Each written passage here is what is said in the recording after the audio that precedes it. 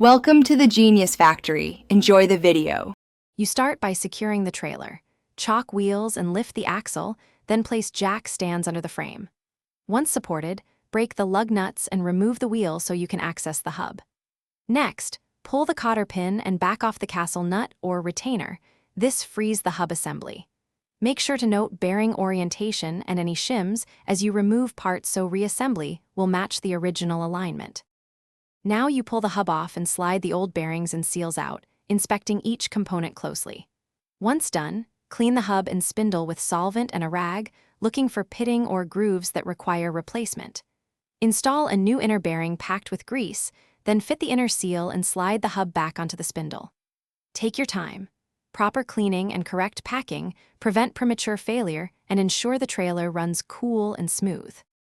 With the hub in place, adjust the outer nut to set bearing per load. Tighten then back off to the correct feel and align the castle nut to insert a new cotter pin. This secures adjustment. Once sealed, reinstall the wheel, torque lug nuts to spec and lower the trailer. Finally, spin the wheel and check for smooth rotation and no axial play. If it drags, recheck per load and seals. If you find noise or overheating, stop and reinspect bearing.